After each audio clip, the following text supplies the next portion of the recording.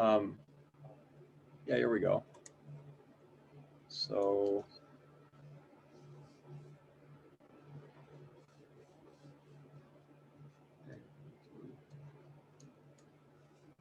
okay, cool.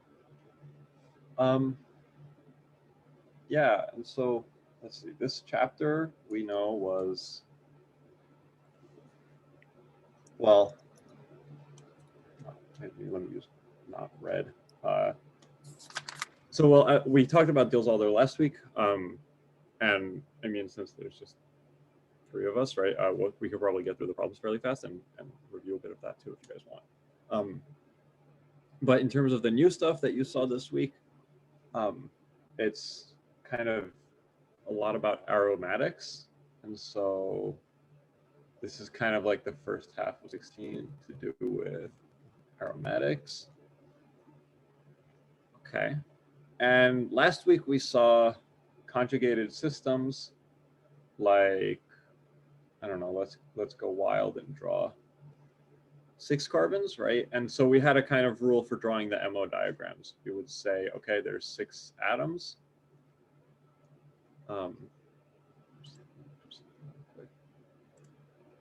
Okay, so we had 6 atoms, and so we would draw 6 energy levels. That's 5 of them. Okay, let's draw 6, right? And so there's 6, right? We have energy goes up this way. And here, you know, we would fill in from the bottom up, so we would have 6 total electrons, right? We would draw our dashed line in the middle. These are all bonding. These are anti-bonding. I wrote it AB for short. Yeah, and that's all good, right? And then if we want, we could draw the molecular orbitals too. So we could, there's 0 nodes. Here there's 1 and 2 and 3 and 4 and 5, right? So if we have our molecule over here, this molecular orbital kind of just looks like this big blob on top and on bottom, right? Something like this. Actually, let me even draw it with colors too, because that's often used to kind of signify the sign. Okay, so it'll look something like this. All right, and let's pick blue also.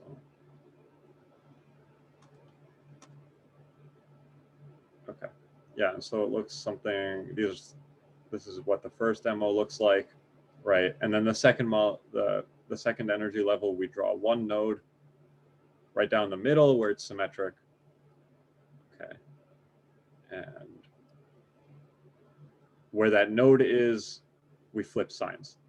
So blue here. There we go. Right, and then on the bottom, on the other side, we flip the colors or the sign of the wave function. Okay, great. Well, yeah. This is the stuff we did last week, right? And then, if you remember last week, one of the problems also had to do with the cyclic system. And I said, like, oh, there's this more complicated way of doing it, and you have to draw what's called a frost circle, although Dr. Tong, that terminology is like kind of outdated, I think. And Dr. Tong said, oh, you should use the polygon rule and draw it that way, right? And so the process looks exactly the same as what we did here. You just have to set up these molecular orbitals slightly differently, okay? So for example, and let's pick an interesting example because, well, we might as well, right? Let's say you were given this molecule right here with a minus charge, okay? And so what do? Well, it's really similar. So instead of saying, oh, there are 5 atoms, I'm going to draw 5 evenly spaced energy levels, you just draw the entire polygon itself. Right, so let me pick like a nicer color to do this. There we go.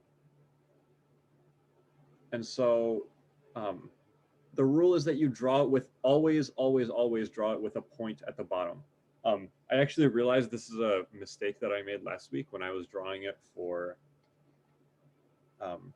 when I was drawing the MO diagram for this structure. When I was drawing it for this, I actually made a mistake and drew 2 energy levels at the bottom. It's only supposed to be 1. So it's just a single point at the bottom, always. And the reason for that is you can't, the point at the bottom will have 0 nodes, right? And you can't have 2 different energy levels with both with 0 nodes. There's only one way to draw the molecular orbital with no nodes, which is just to draw it like as is, or draw it going all the way around. So there can only be, so one way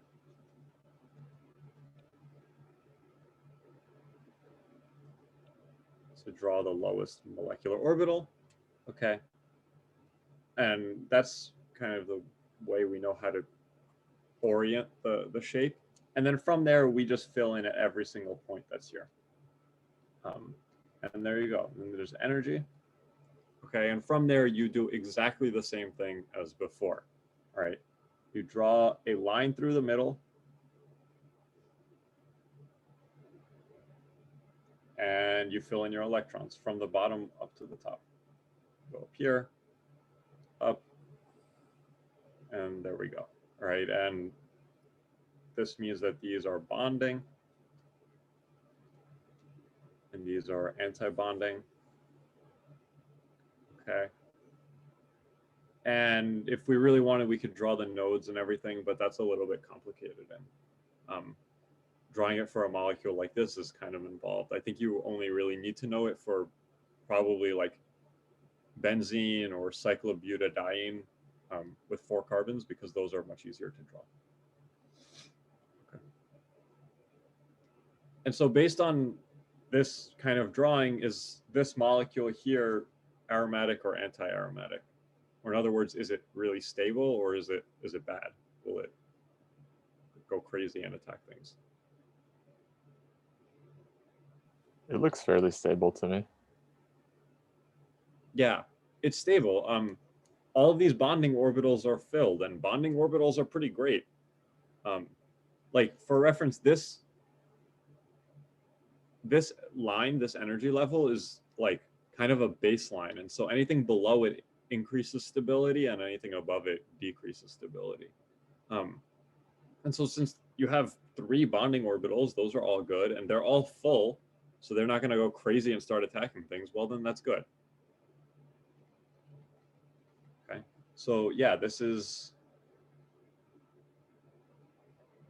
all stable, and so this whole thing is aromatic.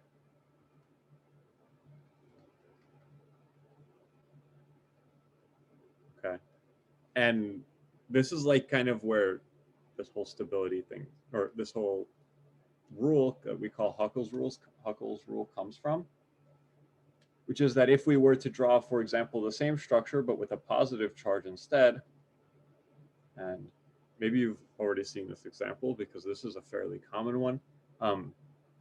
Okay, and we went through the whole same process, right? We drew out this molecule, and I'm just going to skip drawing the actual shape because it's the same one, right? And in this case, we would get 1 electron in each of these bonding orbitals. Because remember, the rules for filling electrons are always, you want to put 1 electron in each before you start filling in 2. I've heard of this before called as the seats on the bus rule, which is that everybody will get their own seat before any 2 kids sit next to one another on a bus. So you could think about this as like, yeah.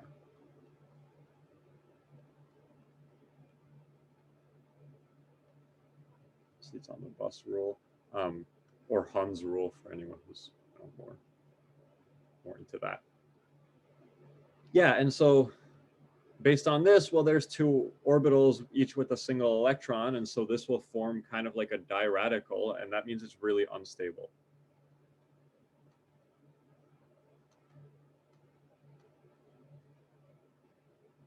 And we would call that anti-aromatic. Okay, cool. Right. And so then there's Huckel's rule, which says that if it's and we can kind of just generalize this instead of drawing out the molecular orbital every time. And so Huckel's rule tells us that if it's 4n, where n is any number, right? Like here, there's 4 times 1 electrons. Well, then that's anti-aromatic, provided that the molecule is planar. But since it's just 5 carbons, there's no way to bend this molecule around so that it's not planar. And then up here, this one is aromatic and it's actually stable. And this is like a nice compound that you can work with, or nice anion that you can work with because, well, it's 4n plus 2, 4 times 1 plus 2 electrons, and so you're good. Okay. And that's about it to say for aromatics. It's not too, there's not too much more involved. There's this idea also about things being non-aromatic, which is that, like, I mean, just to stick with the example, if you just have this, where this is sp3, well, this is non-aromatic because the conjugation doesn't go all the way around the ring. For something to be aromatic, that has to be the case. It has to go all the way around. Okay. And so these sp3 hybridized carbons can get a little bit tricky. You always have to look for them. Like, you have to look really carefully and check that every single carbon you have is connected to a double bond somewhere. And they can also get pretty tricky because, like, here's an example that I found recently, which I thought was pretty nasty, but it's like it's a good thing to think about. So if I drew, let's say, this molecule with, there's a double bond here and a double bond here,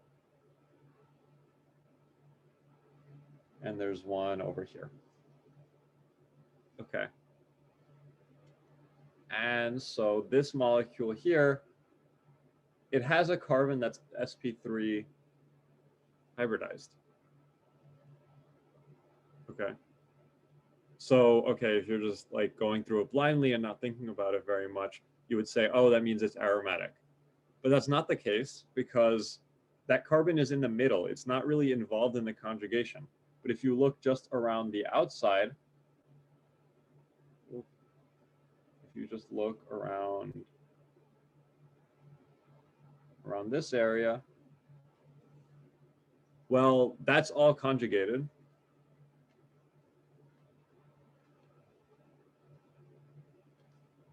It's a ring.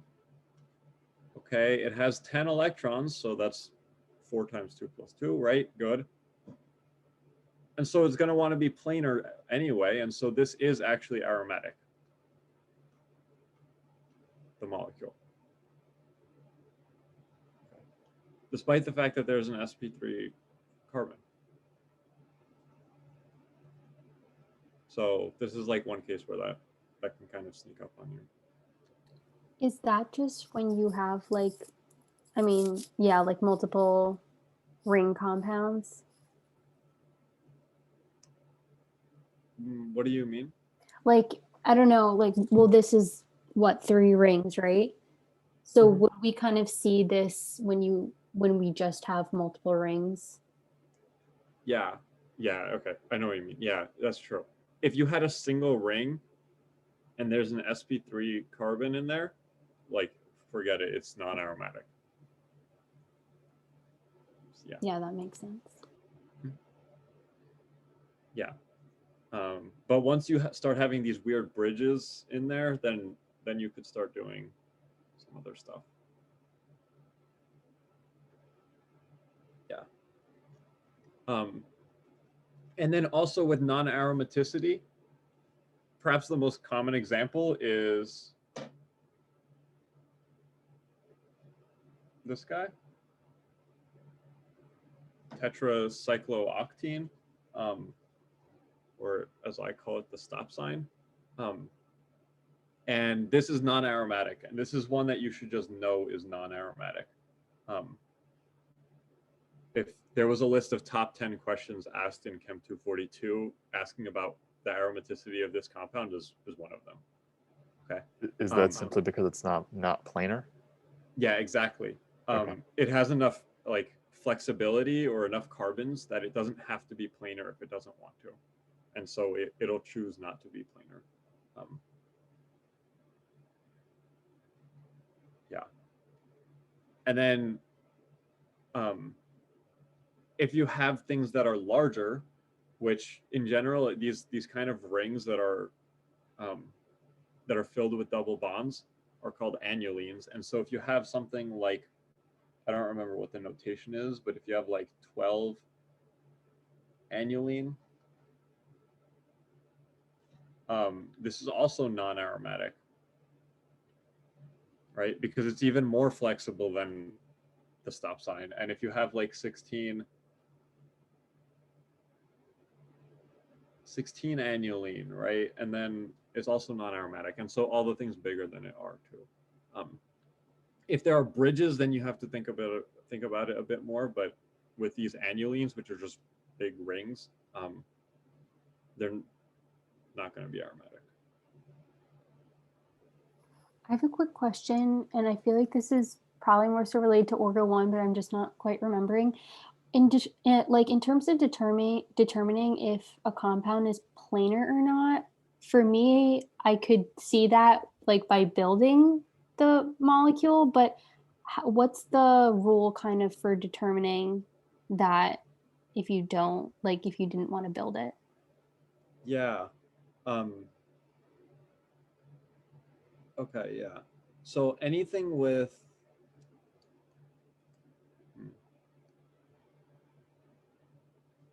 see, it's kind of hard to say. So anything with like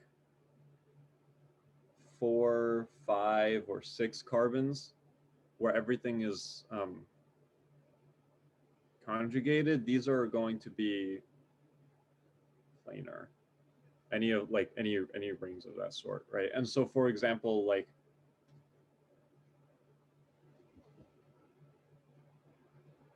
a molecule like this. Oh, I think I have to draw it a different way. Yeah, and so, for example, like this molecule, like there we go. Oh, I think it needs a minus charge here or something. For example, something like this is going to be all planar because this is planar here, and this is also planar. And so they're kind of forced to be on the same plane because they have this line where they merge. Yeah, I think actually 7 carbons also fits into here. One example is also that like these are the hardest things to draw. 7 carbon ring, which has something like this, and then let's give it a negative charge so that it's really unhappy because that'll make it have 8 electrons. So if I remember correctly, this is anti-aromatic because it can't bend very well. It might not be though. 7 carbons is kind of like the place where things start being able to bend. So I should check actually whether this will be anti or non-aromatic because it might be able to bend. There's kind of a bit of flexibility because if you think about it, it's like similar to tetracyclooctane, right? You can imagine taking this thing and flipping it up. So this actually might be non-aromatic, but I'm gonna double check that because If you plug that though into the that one formula for Huckel's rule, the 4n, because don't we have 8 pi electrons equal to 4n, so n would equal 2. So that fits that rule for anti-aromaticity. yeah, Yeah, but this molecule is getting big, and so it might be big enough that it's able to bend. Let's see. I think so. Just based on remembering, I think that this one is anti-aromatic, but this part here might be enough to bend, like because it like below this sort of half of the molecule looks just like cyclotetraoctene, the stop sign, and so it might be able to bend, and that would make it non-aromatic because it wouldn't be planar anymore. But I'll double check that because it might be able to bend.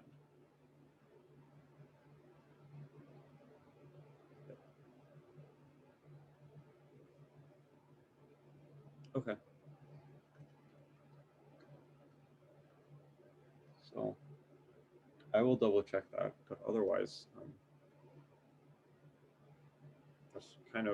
that's like all there is to say about aromaticity, pretty much that I could really think of. Yeah. So I guess I would find chapter 15 review helpful if that's fine with you, Sophia, if that makes sense. Yeah, sure. okay.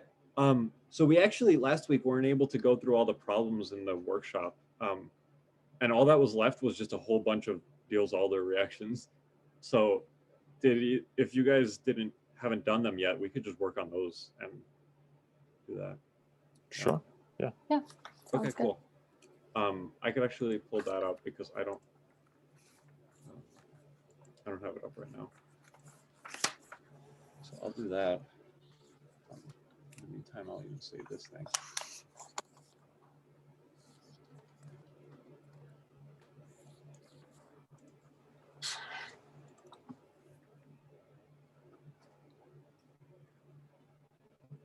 Okay, so I will fill in the line here.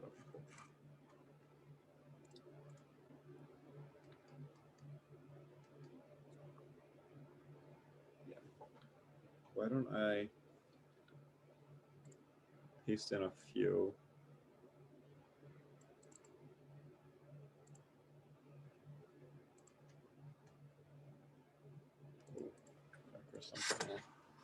Okay, there we go.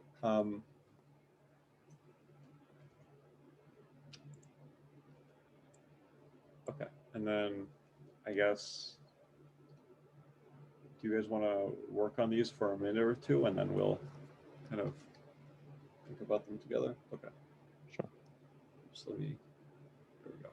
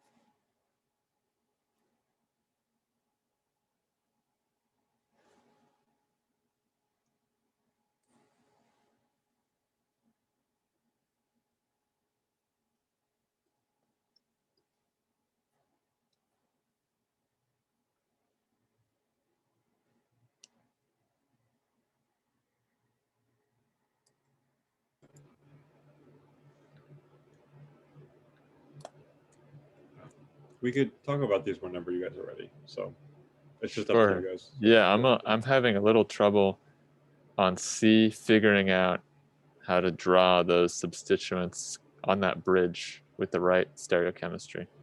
That's it. Yeah. Okay. Sophia, are you around C too? Yeah. Okay. All right, so let's do that. Actually, before we do, I went and looked this up. So this is anti-aromatic. Okay. Yeah, it's the textbook is kind of vague about it. Did I say non-aromatic? It is anti-aromatic. That's what I said. The textbook is kind of vague about it. They say, oh, it's anti-aromatic, and then they say if it's planar, right? Which is like kind of a non-answer because they don't say whether it's planar or not, but they seem to imply that it tends to be planar, Okay. or it tends to be anti-aromatic. So yeah. Okay. And then also, before we get into these problems, Dr. Tong didn't mention anything about retro Diels-Alder reactions, did he? Not that I heard, not that I recall. I don't think so. Okay. Okay, yeah, that's fine. I was just checking. I know there's a problem or two about it in the book, and we might look at one. I have like extra problems too in case we like go through all of them and you guys want more practice. And some of them are retro Diels-Alder, so we might look at some of those. They're good practice. Yeah. Okay, so for this first one, any troubles with it, or everyone okay? Is it like it's going to be a bridged? Is it going to be a bridged 6-membered ring molecule? Yes. Okay. Yeah.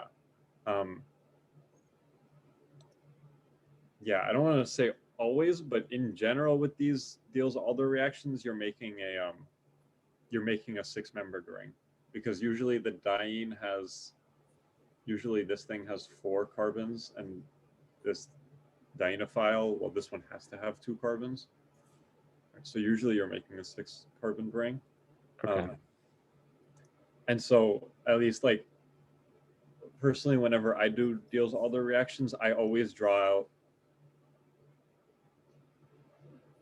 this ring. This is Okay. what the Diels-Alder made. And so then we fill in on the left where that diene was.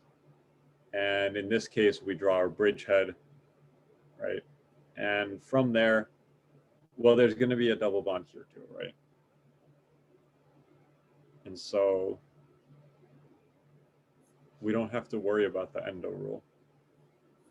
Remember, because it's just a double bond, so there's only one place it can go. Wait, is there going to be a double bond there as well? Okay, I missed that one then. Yeah. When there's a triple bonded thing, then you'll keep one of the bonds behind. Oh, okay, yeah. And from there, we could draw this methyl ester group hanging off. Okay. Okay. And well,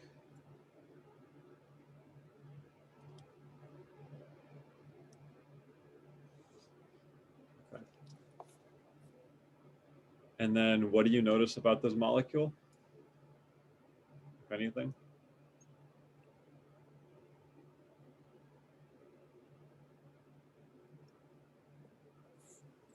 Not sure. No. Okay. With these Diels-Alder reactions, always check at the end for stereochemistry. Okay, so you didn't draw any stereochem there. No, but we should check if there are any stereocenters. And so let's look at this carbon, right? There's a hydrogen one way. Mm-hmm. There's the bridgehead another way. Over here, there's a double bonded carbon. Okay, that's looks familiar. Over here, there's a double bonded carbon, but these two sides of the rings are different. So it's a chiral center. Okay. Yeah. Same thing with this back here. Okay. And can we form an optically pure product from something that has no chirality? No. No. So this has to have an enantiomer. Okay. Yep. So should we draw some wedges on those bridges, the bridge carbons? So in the way it's drawn here, kind of like this is like a sort of three-dimensional look at the molecule. You wouldn't have to. Okay. Some people like to draw their final structures this way.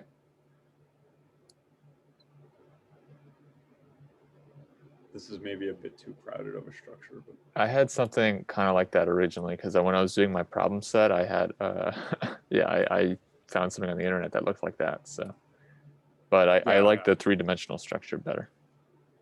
Yeah, me too. Well, some people do like to draw it this way, in which case then you would have to draw, well, then you would need these wedges or dashes. But and that notation of plus minus just says that's sufficient to say we have enantiomers. Okay. Yep. Yeah. Would we show for the substituent on the alkyne that is what dashed?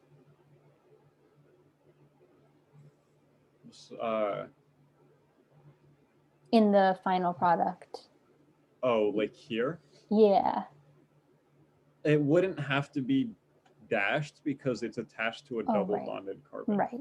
Okay. And so there isn't really an up or down. There's only one direction it can go.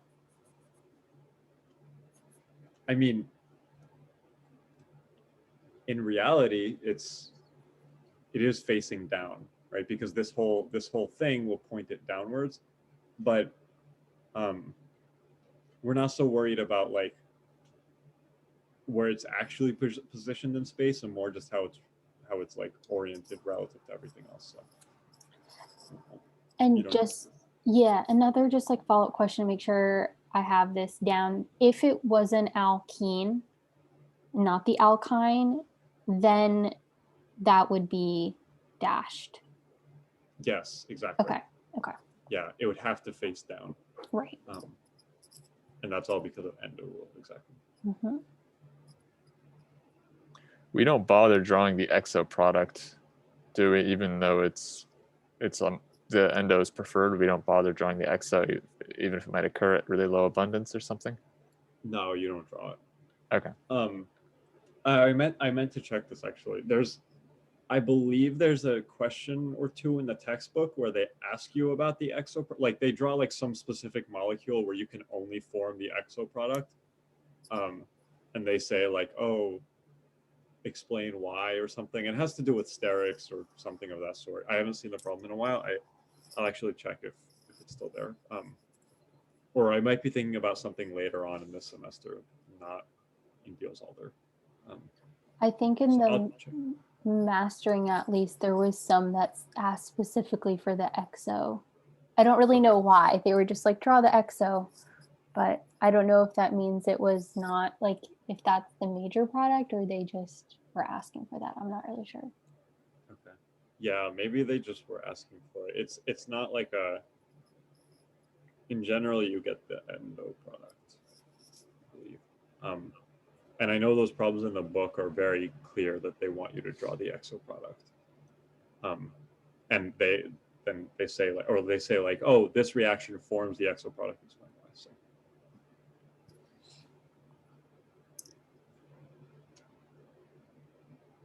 Okay, so what's going on here? This looks like a normal Diels-Alder. It's going to be ugly to draw, right? Yeah. So the way that I always do these, I'm like I like to put all the work in setting these problems up, and then once it's set up, I just don't do any thinking and write them out. So I always draw it with diene on the left, dienophile on the right, and I draw the diene carbons like facing inward. And so if I'm doing this problem, the way that I would do it is put this molecule here on the left, which would look like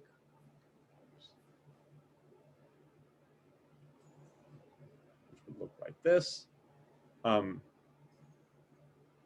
Maybe I'll do it even better and draw it like this there. Okay, and then I always draw this other thing over here.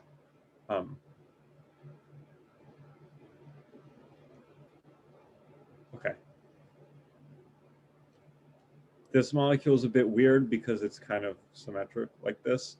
But we have to remember that we're going to be doing the reaction with this carbon, with this double bond. At least that is if we're going underneath, because we want this whole thing to be endo.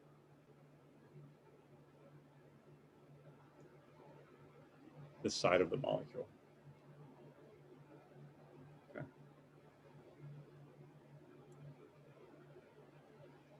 You certainly don't have to do it this way. This is the way that I always like to think about it. Right, and from there, again, we don't do any thinking. We draw this, put in our double bond. It's always going to be on the left because we draw it with the diene on the left. Okay, and then from there, you could fill in substituents. Here's the double bond that we added, and so facing down, there's going to be this ring, and it's endo, so there are some hydrogens pointing up here. Okay, we have to include the double bond that we didn't touch or do anything with, right? And then from there, well, we have to fill in this ring wherever it went. And it was attached to, let me pick a color, here we go, blue. It was attached to this double bond, which landed over here in the final molecule. So I'll fill in the hydrogens that were on the inside, right? And from there, well, here's a ring.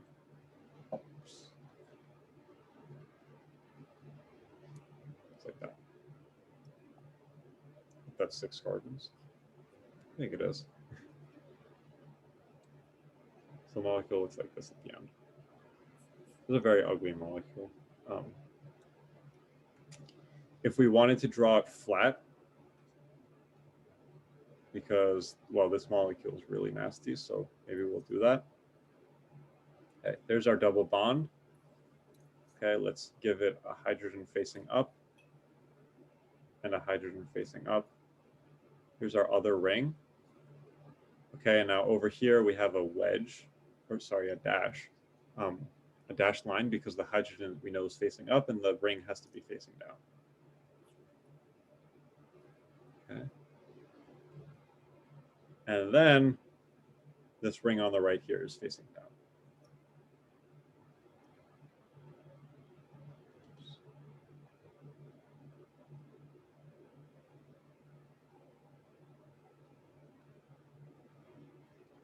There we go. For the ring on top, you only drew 1 dash. Should there be 2? So over here, this carbon has a double bond on it. Oh, So okay. Yeah. All right. Yeah. Cool. Yeah.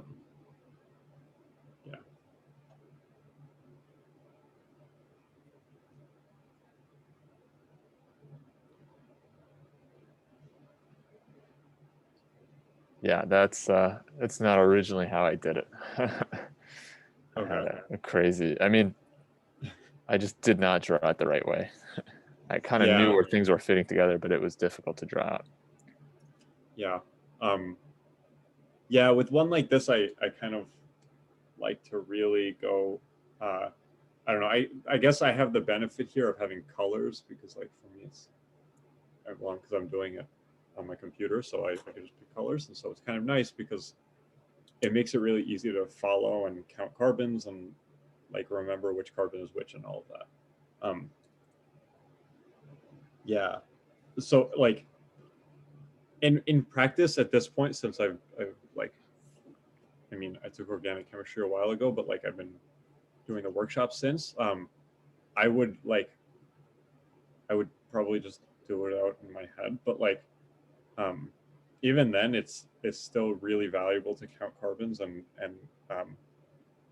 use colors to label things and everything like that. Like, even though there's like a lot of times in workshop that I'll like count carbons like and just label them out like really carefully and slowly. And yeah, it's like not even for everybody, for like you guys like watching or following to see that. Like oftentimes it's just that I count carbons because that's how I would solve the problem. Would you even go as far as doing that on like a test, like using colors or something? Because I have not been doing that in the past, but Sure, maybe I you should. could do that. Yeah, in your final structure, you might not want to like include colors, but for solving the problem, definitely you should do that. It's super helpful because it's kind of one of these things that like, you know, if you like set up each step of the problem, then like it kind of spreads out the room for error, or like it spreads out the potential for error so that each step is like you know exactly what happens at each step, and so you're less likely to miss things, I guess. Yeah, I like, well, with this molecule there wasn't that much to do, but like oftentimes you'll get a Diels-Alder problem that looks like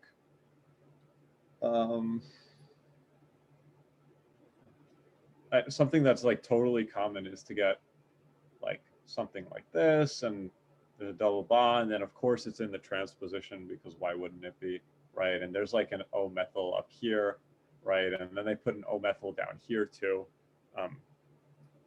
something like this, and then they'll give you, you know, whatever other thing they want, right? And so when I always do this, I say like, okay, look at each double bond at a time.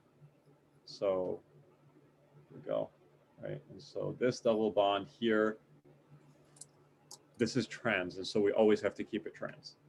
And then this one here it's actually also trans, so we always have to keep it trans, right? And so when we're gonna flip along, let me pick a new color. And so when we're gonna flip along this axis, because we have to make it cis, when we rotate, well, we don't have to think too hard, right? We just draw out the cis diene because that's what we know we're going to have. And then we draw it to be trans. So that's trans right there. And then, oh, we want to go opposite from the other substituents. So this is also trans. Okay, and then same thing with up here. We want to rotate it to be, to go this way.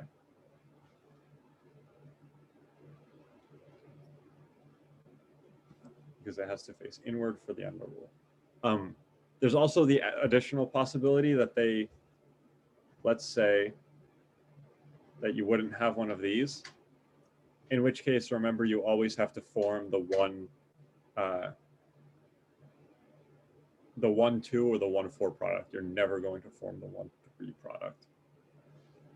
Okay, and so, well, let's say that we didn't have this thing up here. Okay. Well, this right here, right?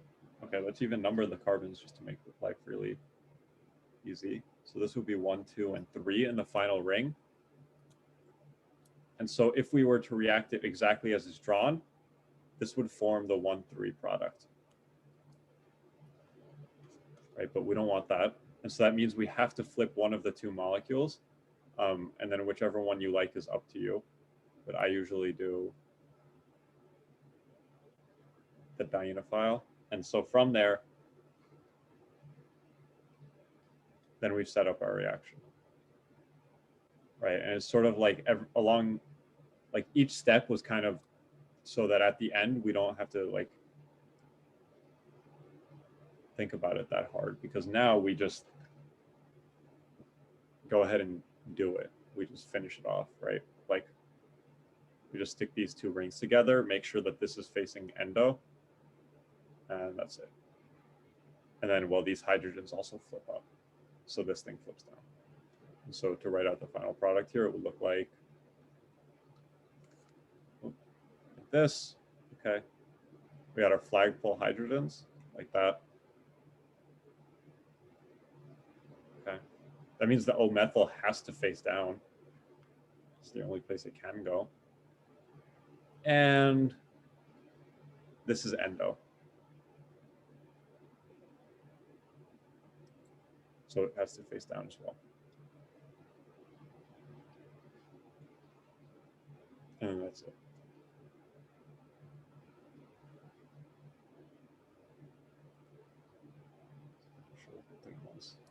Oh, there we go.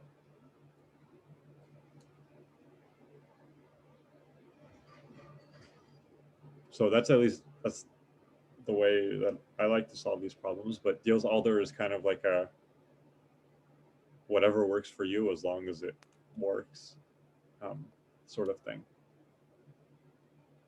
So you guys. Okay. So I guess we should look at C then, right? And there's a lot of substituents involved here, but let's think about just how we set up the reaction, right? So the diene is in good position and we don't have to worry about it because it's facing into the other molecule. Okay, good. Should we rotate the dienophile, this guy?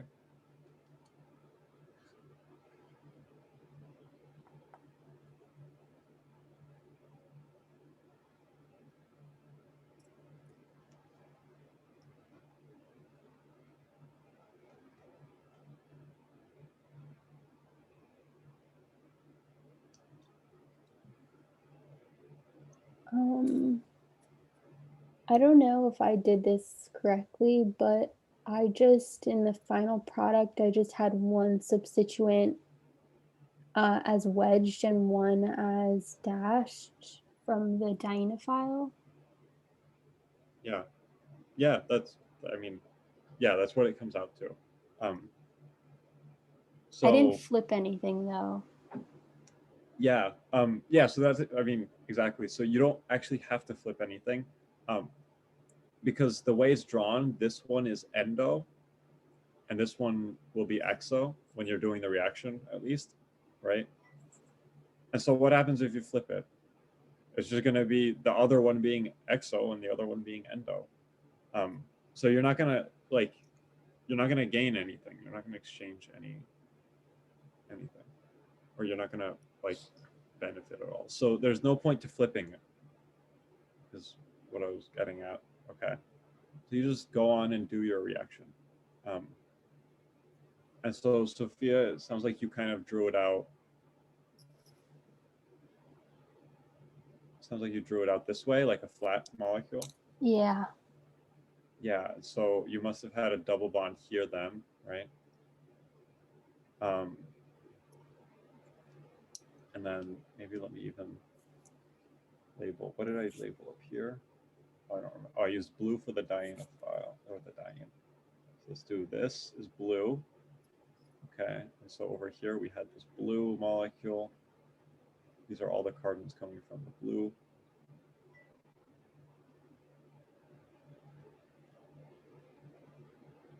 All right, and over here is from red. And so you said you had one down and one up, right? Mm-hmm. Okay. The way that it's drawn, this one up top is facing endo, so we'll draw it as the dash. Okay.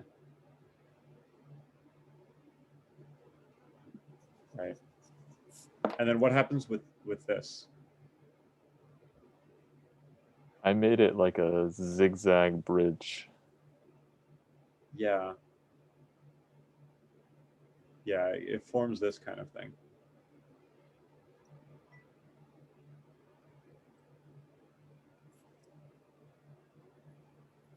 Oh, yeah. This is ugly, but that's right. Yeah. Does Dr. Tong in lecture, does he like prefer drawing it this way as planar molecules? I feel like he usually has drawn it, yeah, like that. I don't. I Okay. mean, I saw when he was doing the endo-exo stuff. I think he was drawing 3D molecules. Okay. Yeah, I mean, either one is okay. I mean, as I've said before, well, I didn't take the class with Dr. Tong, but there's like, I can't imagine that he would not accept the 3D version. So it's just sort of whichever works for you. If the planar molecule works for you, then you should use that one. Like I said, personally, I'm a big fan of these guys. And so in this case, we have 2 carbons that have to stick up. So it's going to be like this. It's going to be kind of squarish. And then from there, well, this is kind of ugly to draw, but it's like this guy's going up and then this one's going down. Okay, so there's a hydrogen facing up and there's one down. Could we just write CO2 ET instead of drawing out those substituents on the 3D? Yeah. Okay. Yeah. Great. Thanks. Yeah, I just like to draw them up, but if you just want to write CO2 ET, then by all means. And we would include the enantiomer, right? Yes, exactly. Yep. Perfect. You would include the enantiomer here. In fact, you might notice that if you were to take this guy here, if you were to flip this, that would get you the enantiomer, because it would swap which of these face up and down, which is all that the enantiomer is.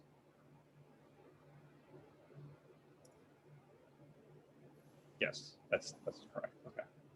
I want to make sure that I was wondering, for C,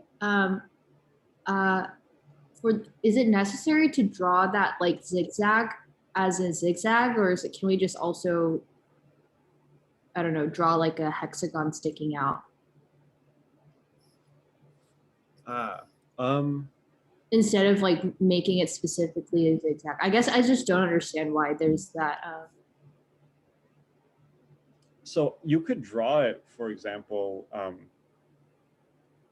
you could alternatively draw it, let's see. It doesn't have to be a zigzag, but it will have to stick up and out, and you have to make sure that you draw it in a way that it's recognizable that there's 2 carbons in that bridge. Okay, great. Yeah, I guess that's what I'm more used to drawing it as, but that makes sense. Yeah, this is totally fine. Okay, thank you. Yep. Yeah. I actually might even like that better than the zigzag. I'm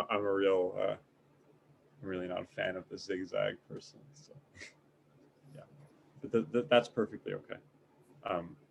You'll just have to draw it really clearly because, like, for example, there's this double bond here and you don't want to mistake it for that or anything. So yeah. Okay. You guys do D? I didn't get to it. Yep. Okay. I guess try it for a few minutes. All right. D is where being careful about moving stuff around really matters. So give it a try. I will try to move this stuff. Although I'm very bad at this program, so.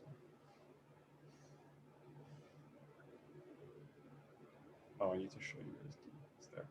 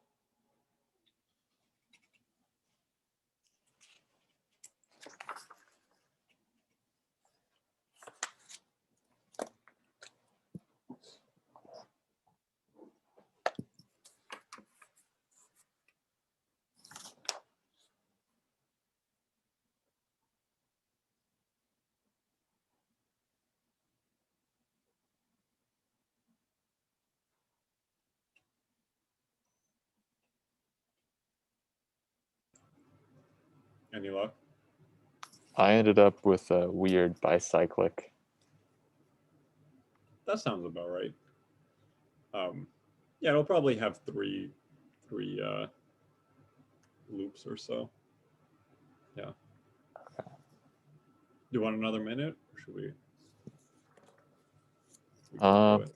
I'm all right. I mean, I'm I'm not totally confident, but I have something. So Okay. Yeah. Yeah. I actually think that the somebody asked me about this earlier in the week, and I actually think the answer key is wrong. I'm pulling up the answer key because it's so messy. Just for good measure. There we go. Okay, cool. So, okay, well, this is where taking things one step at a time really matters, right? Why don't we, let's rotate around this bond so that we have it in trans form. Okay. So let's do that. Let me pink to show that. Okay, cool. Here we go. This all stays the same. Cool.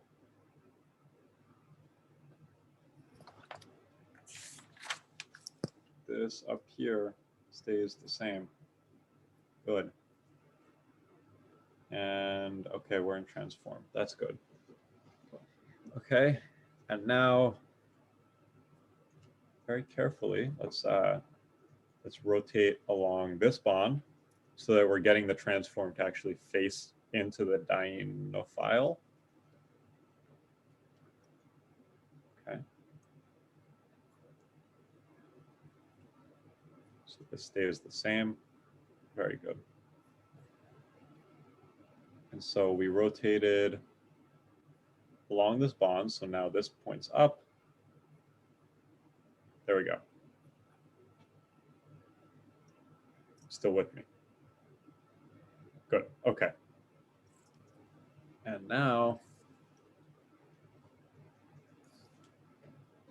let's take this thing and we'll move it over. And we'll push all the other carbons aside in some sense. Okay, and so let's in our next arrow. Okay, this whole part stays exactly as is. There we go. Cool. And now we want the dienophile to be right there. Okay, and so okay, this is the point where it can get messy. So why don't we keep track? So we had 1, 2, 3 additional carbons. Okay, and we know that they both have, well, this one has to be trans because it's trans over here. Okay, this one points out like this, and okay, we fill in the remaining one, right? Oops, that's only 2 carbons. I screwed that up. Okay, so we have to fill in an extra one like that. Okay.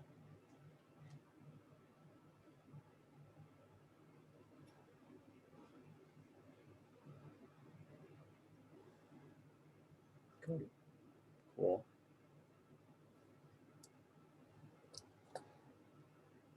Now from there, we will do the reaction. Cool. So we're gonna do it out. Okay, cool. Maybe you could do this one in 3D. I sure as hell can't. So let's do it as a planar molecule, right? And we'll draw the ring that we formed first, because that's the most important part, and we can kind of tell where everything is going after that. Okay. There's a hydrogen in here, and there's a hydrogen in here. Okay. And those are our flagpoles. Those are our flagpole hydrogens. They stick straight up. Okay. At least that's the way that I always like to think about these. So we have 2 hydrogens as flagpoles. Okay, good. Cool. We keep our double bond up at the top, right? Or we made a new double bond, sure. Okay. And then we want this whole thing down at the bottom to be endo. So I'm just going to point down.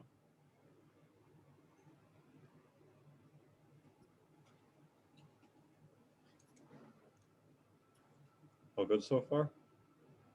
Mhm. Okay, good. Great. So that is that. And now we have this whole ring to contend with, or this carbon chain, which forms a ring. Okay. So it's attached to this carbon here, right? And the only place that it can go is up, because we already picked down, so we got to pick something else, all right? So we'll have it go up. Good. Let me actually pick a different. Let me pick a really wild color like green. There we go. So these are the green carbons, which is where this carbon chain attaches to. Okay. But over here, we already picked something that goes up. We already picked the hydrogen to go up. So that means that the carbon chain has to go down. And so then we have 1 to 2 to 3.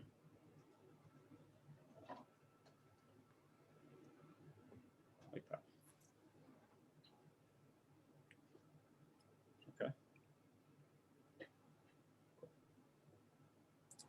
Do you think we're going to see something like this, like on an exam situation? Because this one threw me for a loop, I have to say. Yeah, yeah, this definitely would. This would be a pretty mean question to give. Okay. Yeah, as with anything, it's always fair game. But from what I remember, I looked at the first quiz that you guys had, and I don't think it was anything this nasty. Yeah. Let me actually pull it up. I can check. Yeah, I asked Dr. Tong about these like intermolecular ones, and he said usually with the stereochem, it's not something that like it gets very complicated. So I don't think he is asking us to know how to do that necessarily. I know one of the discussion questions for like this week had like an intermolecular one as well. When I did this, like I guess I got it like half wrong because I didn't for that like that last little loop, I had them drawn the same way. Like both I put them both as wedges. But I guess I see what you're saying too, because the hydrogen we had to account for. I feel like Yeah. it definitely gets confusing when you just because we did like 3 flips to kind of get to there. And yeah, that for me is like hard to do. Like I can see getting to the product and then figuring out how to put the substituents with the stereochem, but yeah, like the triple flip, that's kind of crazy. Yeah. Yeah, this one is, well, yeah, this one's definitely hard, especially because like, I mean, the deals all there happens all at once, right? And so there was no in between step between these two, and there's like, I don't know if there's really any way to do that. You kind of just have to do each piece at once. And so like, while we were writing out this whole molecule, for example, like every single piece made sense. But now like, and now you kind of can just look at it and like, you know, where did this whole thing come from? Why is this hydrogen up? Why is this down? Right? Like, looking at the answer kind of just as one picture is confusing and hard. So let me just fix this. So with this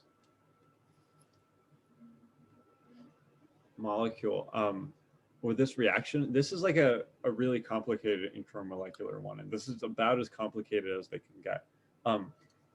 I know in the book there's some discussion about, and I know that, like, for example, the professor that I took 242 with really liked molecules which looked like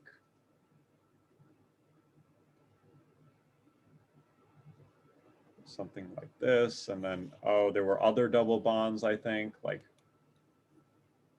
something like this, and then, I don't know, at the end there would be something, and I don't remember exactly what. But there would be something that kind of caused it to like catalyzed it, and so it went like this and then filled in.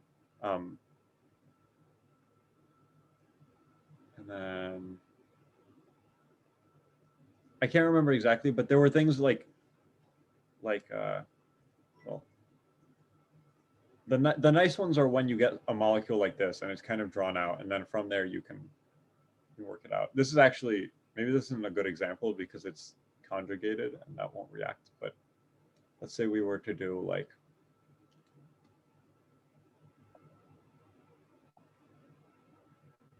I don't know, whatever.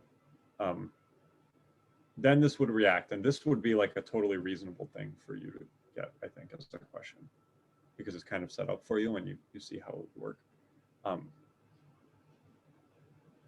Yeah, I think this is like the sort of thing that you might get, and maybe there would be like a small flip or two, but hopefully nothing too crazy. This problem is hard.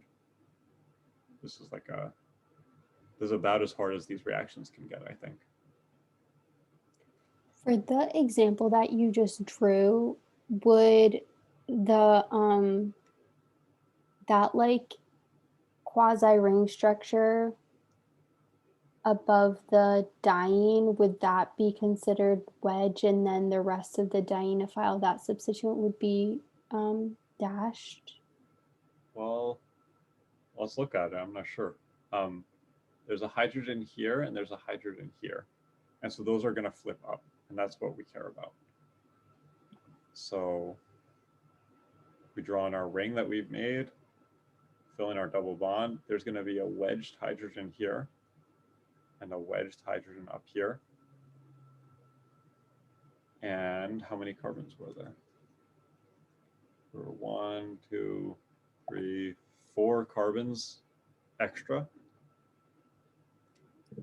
And let me even use the same colors last time. They connected to the greens. I'm going to redraw this double bond so it's nicer. Oh, it's green. There we go. So it looks like that. And so we carry over which carbons are which. So the green ones are here and here. And let's see what happened.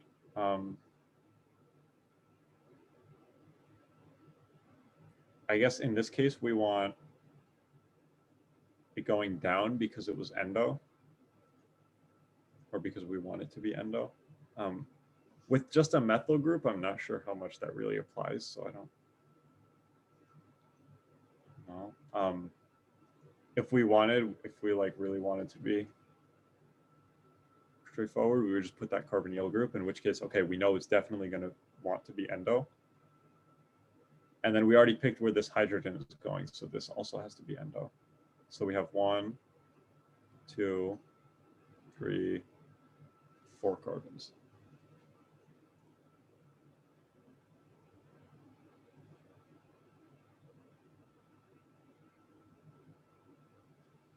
And with the addition of that carbonyl that I kind of just stuck in there, it would go there. Okay. And this was a trans double bond, remember? So that means the other carbon substituent has to be wedged.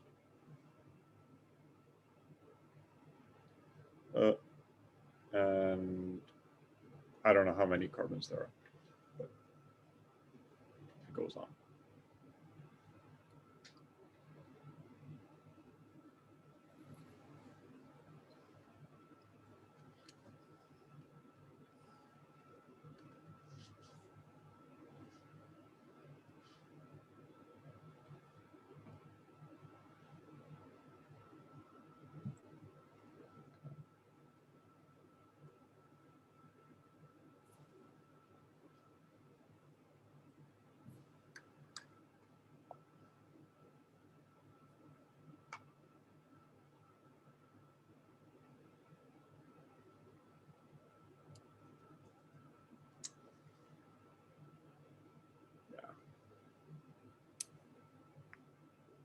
I might be surprised if you got something that's as nasty as D.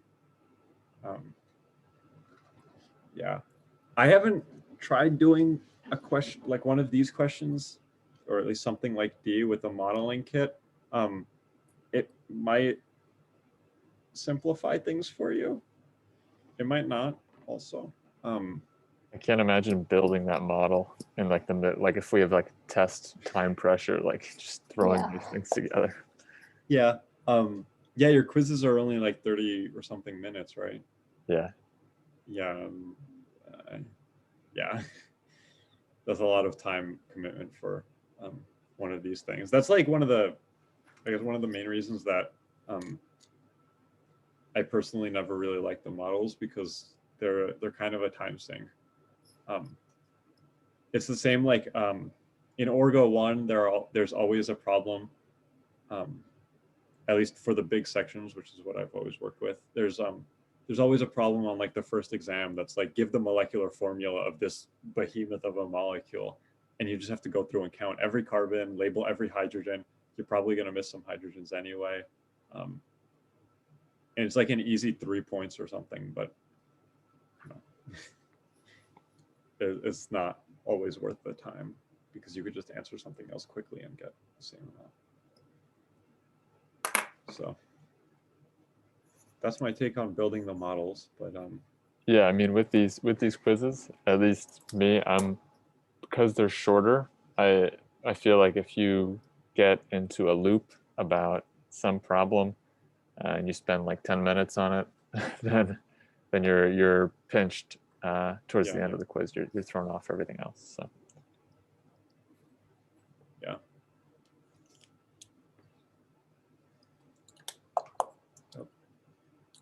Okay. I guess let's look at a couple more Diels-Alder reactions, and then maybe we'll think about some aromatics too. Oh, I'm at the bottom. So let me make a new document.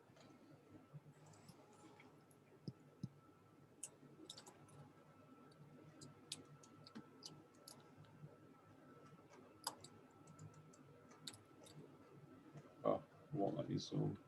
Sometimes it does this. Okay, cool.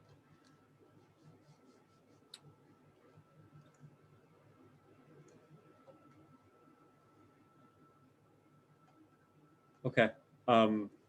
Oh, let me paste in some new problems. So here's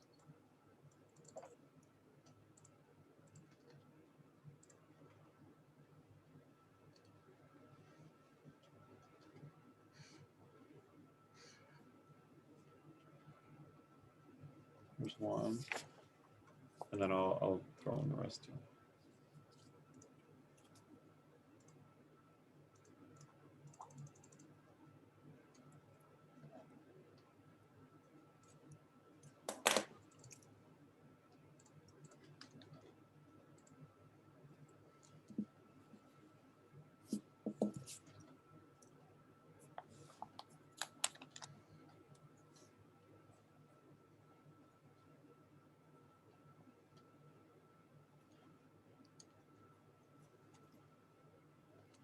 Okay, here we go.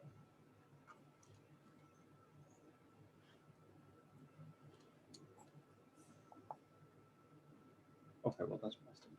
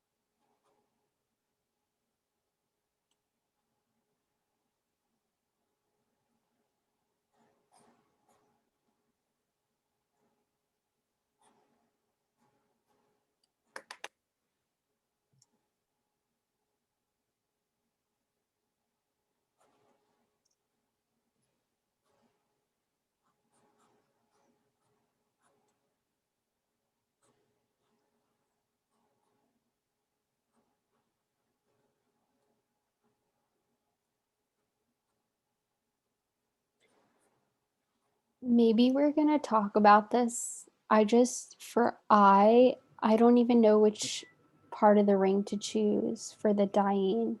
Yeah, I'm on I too. Okay. So whether we're going to like the Um, left or the middle part of that bicyclic. Yeah. Yeah, good point. Okay, well, why don't we look at, I mean, I guess you guys went through these, right? So let me just, I guess, write Sure. down what you might have Yeah. found. So for this first one, you might have found something which had hydrogens like this, okay? And then you formed the ring. There's your methyl groups. There's your O methyl there, and then hanging down is this ring. How would you show that planar, like a planar molecule? Because I've been drawing them planar. Just want to make Yep. sure my stereochem is We're good. about to draw the same. Yep. So you draw an O methyl like that, and then facing down Okay. is this ring. Like that. You could fill in the hydrogens over here too, and up here too if you want. You don't have to though; they're implicit. Okay. And then remember, your answer isn't fully correct unless you Crap. do that. Okay. Yep. Yeah. Make it a habit Yeah. for these problems. Always think about stereochem at the end. It's usually just plus minus. In some rare cases, it'll be more complicated because you might get diastereomers, for example, or some involved stuff, but plus minus is usually okay. In this case, plus minus is good. Okay. All right. This next one, we draw this so that it's facing in endo, so we can just do it without thinking too hard. And then, okay. So these guys on the inside will flip up, and I'll draw it planar because that's what you guys like. So this methyl is pointing up. I don't even have to draw that. I'll just write methyl like that. This one on the other side is pointing down because the hydrogen flips up instead. Okay. And Okay. Cool. there's that. Okay. And again, bam. Yeah. Never gonna get away from it. I have a quick question. I don't know if this is just like a bad habit of mine, but I don't even like really put it into the dienophile into the endo conformation. I just like kind of do the stereochem at the end. I don't know if that's something that I should like break the habit of, because I did get that same answer, but I kind of just like know to automatically put in like my 6-membered ring and then base the stereochem off of the diene essentially. So like Yeah. whatever, like the H's, sorry, there's like one H that's pointing inside and one methyl that's pointing inside, and the other methyl is pointing out, so that way I know that on that top carbon on the diene, that's why the stereochem has to be the same for like the dienophile substituent and the diene substituent. Is that Yeah. like an okay? I just don't know if I'm going to run into trouble eventually by not kind of flipping it into the dienophile into the endo I don't think so. conformation. No. Okay. As long as you're consistent, right? Like, I always do it with the dienophile going underneath so that these things in the middle flip up. If you're consistent about that, then yeah, you could always just draw this thing as facing down inwards. And that's fine. You don't have to bother doing this. So I should actually mention, this is not it. This is not the whole thing. There's actually, this one is kind of complicated because both molecules are asymmetric. So you actually get a diastereomer as well.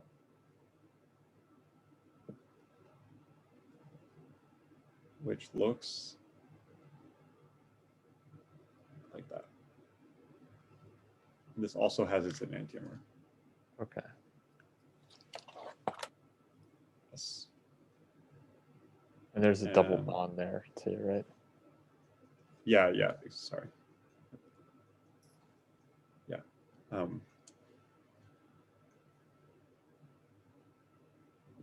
And both of these with their enantiomers are all different molecules. So you actually get four products here. Okay, This that's another only thing happens. I'm hoping not to see. Huh? Oh, this is sorry. This is just something I'm also hoping not to see. Yeah. Much. Yeah. Fortunately, that's only because both of these are asymmetric. Okay.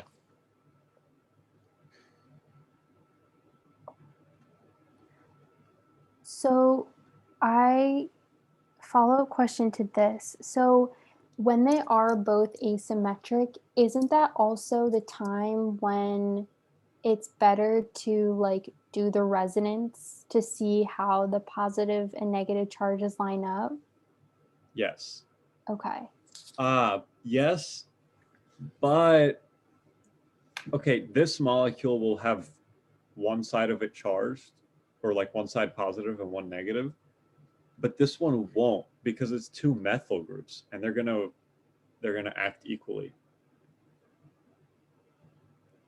So the diene is not technically, or correct me if I'm wrong, but it's not technically asymmetrical then. It's just based on like the stereochem, we would say. oh, the diene is not yes. Right? Okay. Okay. It's not asymmetric in its substituents, but it's asymmetric in how those substituents are connected. Gotcha. Yeah, you're right. So maybe this isn't the best thing to say. Because in general, if you have two asymmetric things, you'll probably get either the 1,2 or the 1,4 substituent or substituted ring, right? In which case you just hit it with a plus minus and you're done. But in this one, the charge distribution on this is like, it's the same. It's either way. So then you get two diastereomers. Yeah. I think I'm missing something here. So what's the rule with knowing when you get a diastereomer? Because I understand an enantiomer, but I don't understand.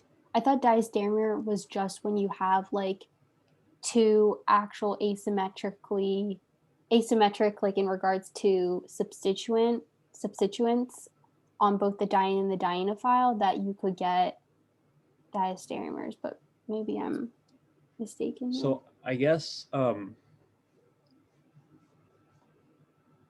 let's see, if you have, for example, like what we have there,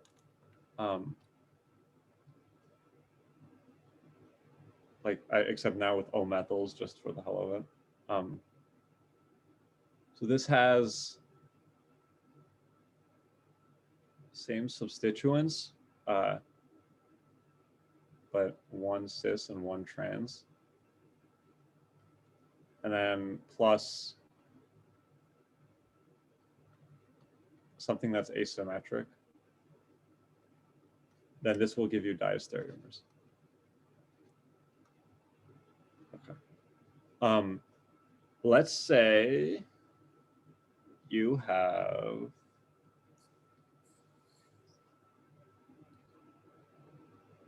something over here that's, let's say,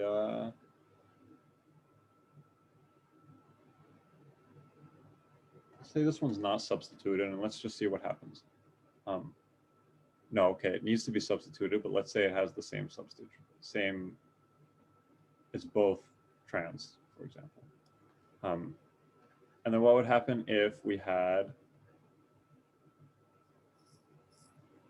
here's an aldehyde, and I don't know what's a good other withdrawing group. I don't know. Let's just pick chlorine because it's easy to write. So in this case, let's say we did this, and let's see if this will come out as diastereomers. So here's an O-methyl, right? And then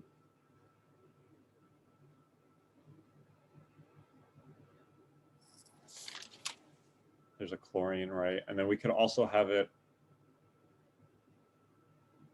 flipped. We can also flip this molecule. So we also flip it this way, and then we might also get, draw better though. So we'd get a molecule which looks like, with a chlorine up here, and this aldehyde down here, and then the O-methyls are pointing back. Okay, and so these two are diastereomers. Oh, are they? Yes, they are. So then you get two different things.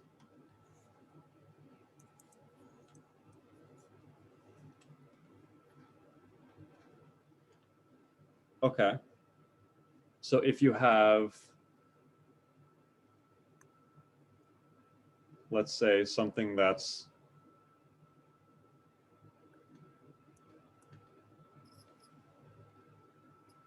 substituted symmetric and, well, disubstituted symmetric and disubstituted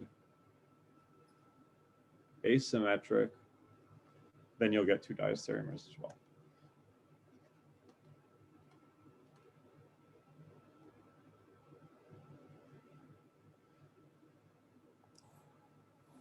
Actually, this probably doesn't even have to be disubstituted.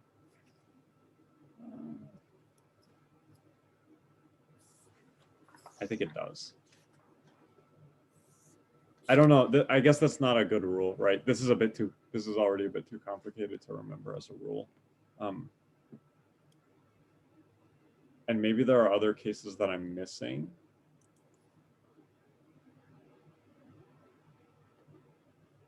Maybe.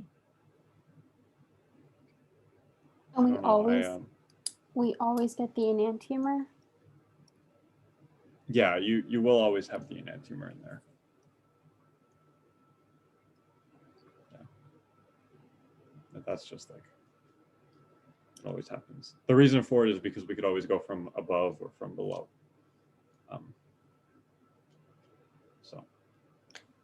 So I guess just to recap, it seems like when both the diene and dienophile are symmetric with their substituents, you will always get enantiomers.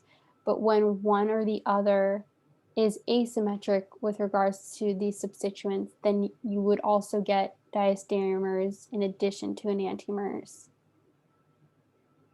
I think so. Okay. I think that's fair. Yeah. I think so. Yeah, one of the things that none of these problems really cover is that, like, you know, if you have something like, if you do just have something that's this way and it, you know, something like this, then you're only going to get the 1,2 product. Oops. These bonds don't exist. Right, this will only give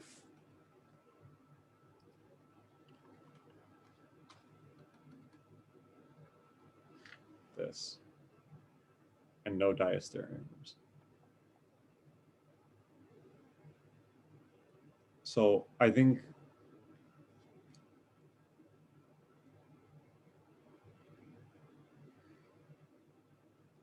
no, it's hard to come up with like a kind of general rule off the top of my head.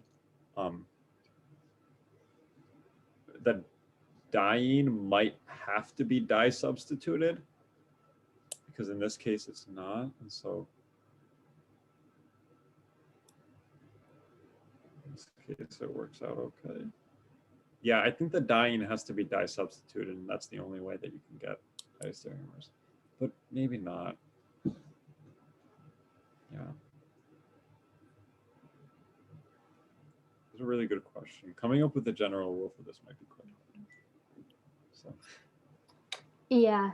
No, I feel like sometimes I go about it without sometimes like really thinking about like before I'm actually doing, like almost predicting what I would get based on what I'm starting with versus just like going directly into the product. I don't know if that makes sense. But I think one thing that is making sense too is like when you do have to, when both the diene and dienophile are asymmetric, like with the substituents, that's when you think about regiochemistry, right? Like that's Yeah. when you would do the resonance and you would get either 1,2 or 1,4. Yeah, that's a good way of thinking about it, right? Like to kind of sort of don't worry about it unless you have asymmetric things approach. That's pretty fair.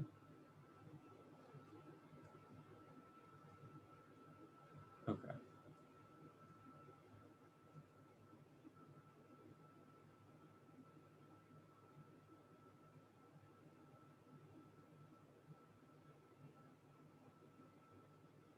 These actually might be enantiomers.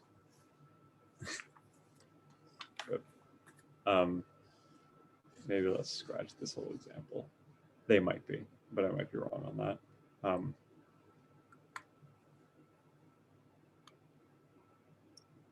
Well, it's a situation to take great care around, I guess, is the best way we could put it. Okay, I mean, I guess let's just look at this here.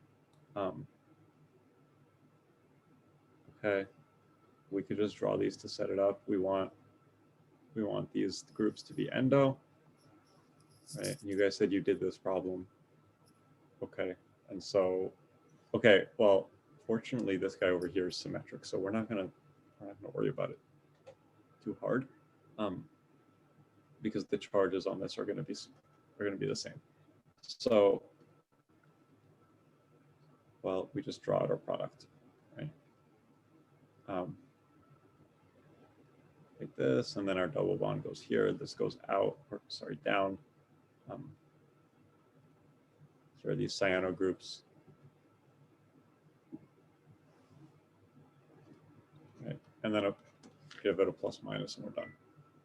Okay, I had slightly different stereochem in that I put one of the topmost substituent, the O-methyl, with the cyano groups. So I had my topmost my cyano groups and my topmost substituent all with dashes, and then I had my bottommost substituent with a wedge. Okay. Let's see, maybe I flipped this around wrong. So here we have trans and trans. So why don't I draw this out properly? So O-methyl, let me draw it exactly. I'm just rotating the whole molecule now. There's that double bond, and this goes in, and then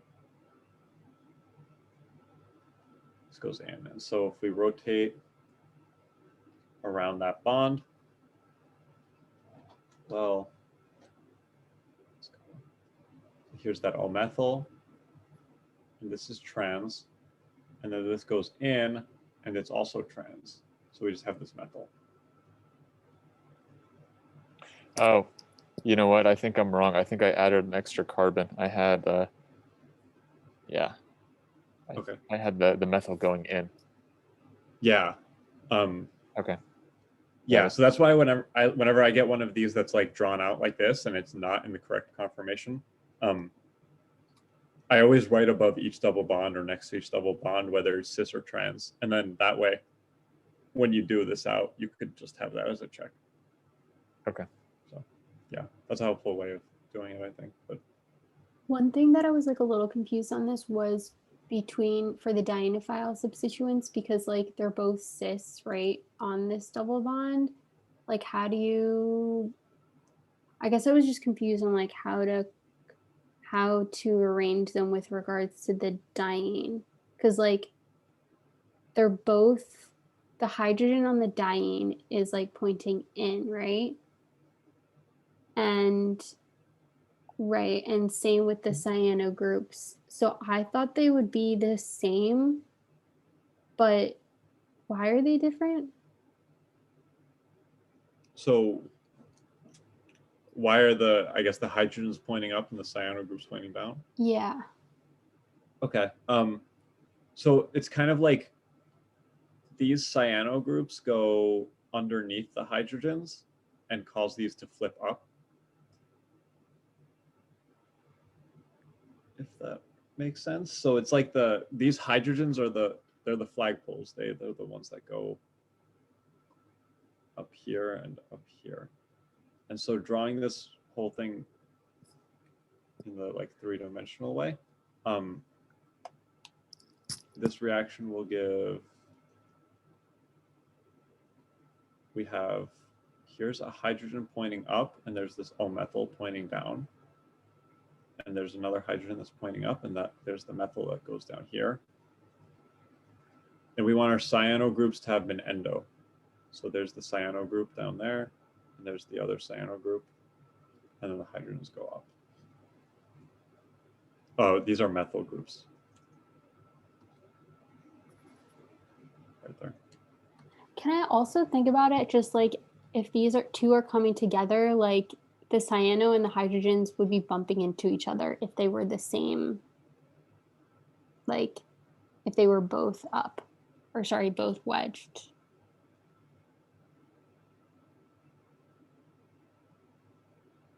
Yeah, that's an option. Oh, yeah. Yeah, that could work. Yeah.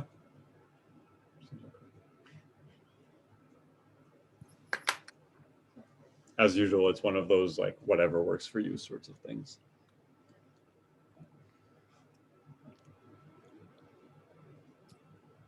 Yeah. H, you might have already even seen H before, like in class. Cyclopentadiene is notorious for dimerizing. Like at room temperature, it just does Diels-Alder. And so this one, right, there's one cyclopentadiene and the other one comes in and has formed a double bond, but it still has that ring, right? And so we get a double bond there. And that's one of the double bonds that we keep. So we used this, which stays here, right? And then we just use this one double bond and the other one just stays where it is. Could you, sorry, just draw that planar? Yeah. So I got the same thing. Yep, we form a 6-carbon ring because that's what we, I don't know, always do, right? Here's this. They're both wedges. Okay. And then dashes down.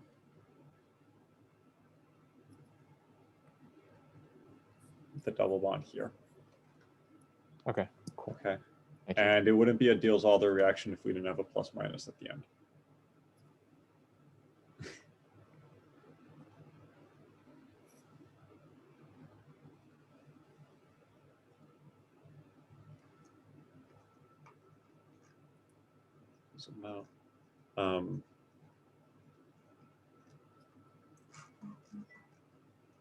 Okay, good. Okay, this next one you guys were saying, this is I, and you were saying, oh, it's kind of weird because which one of, like, do you attack over here or here?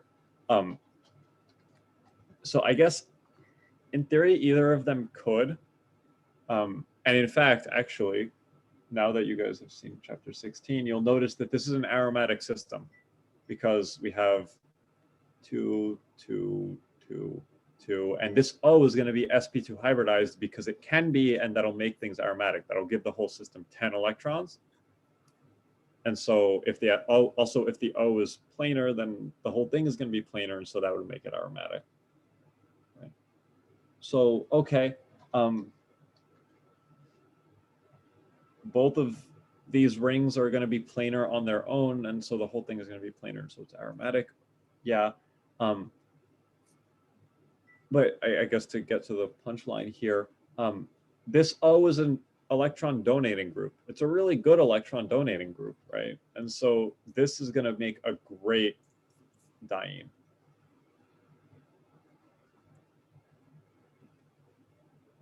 Okay. This O here is going to push electrons into this.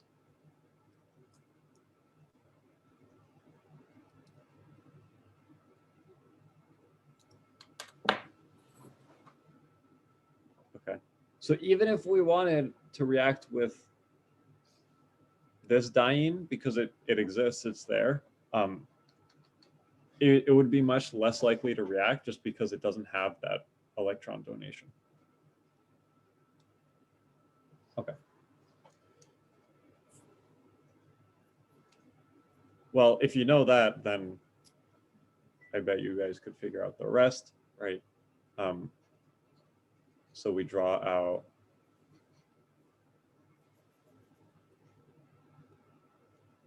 this, right? This is an O. I just drew it sloppy. There's this O, great. Keep our double bond. These guys go meso. I'll draw this planar in just a second. Or they go endo, sorry. And then we keep this thing, right? And look, we even have an aromatic ring at the end. That's pretty neat. So if I wanted to draw that planar, the equivalent would look like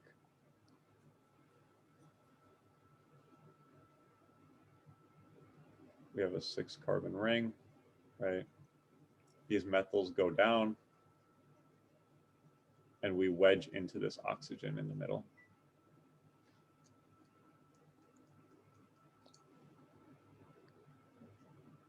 Okay.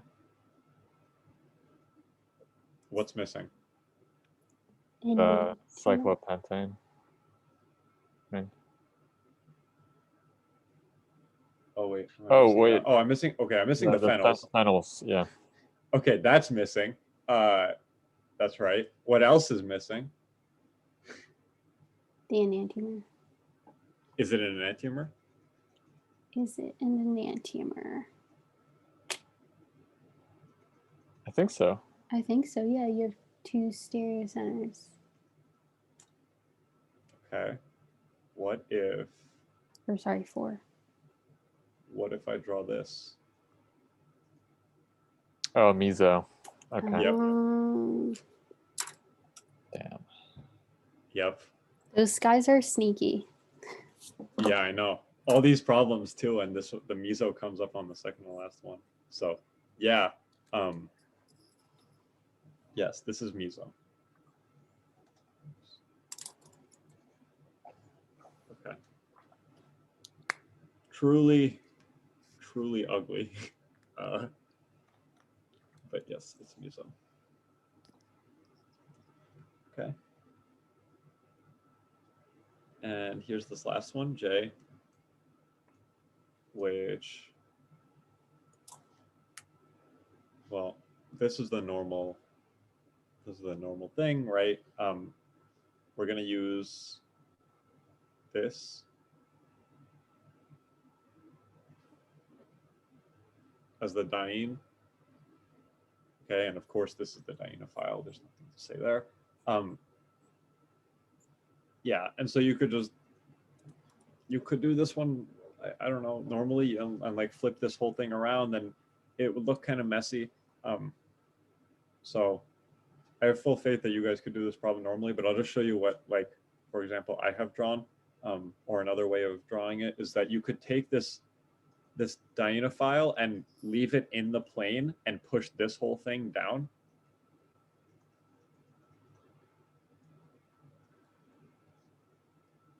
right? So move this in from above. This is just one alternate way of drawing it. And so you would have in that case, this ring here, good, right?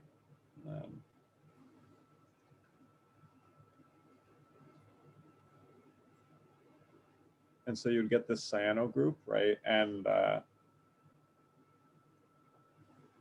you'd want these cyanos to be on this side. They would be on this side. And so they will face up. Okay, good. But we had to remember we had to push these carbons down. And so one way you could draw it is like this, and then there's this ugly Z thing, which looks like that. Okay. And let's see, are we missing anything? No, I don't think so. Okay.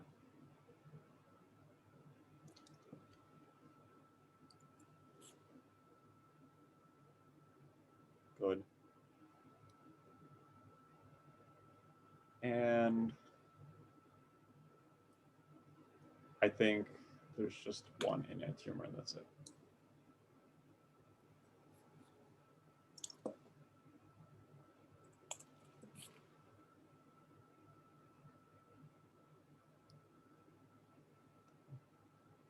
It's just one way of drawing it. You could have done it as with all the normal other ones. You could have taken this whole thing and rotated it around and then done all that.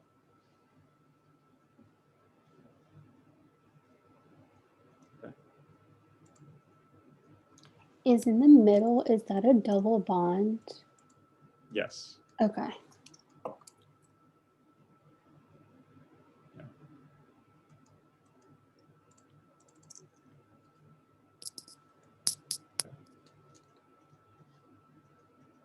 Wow. We made it through Diels-Alder. Yeah.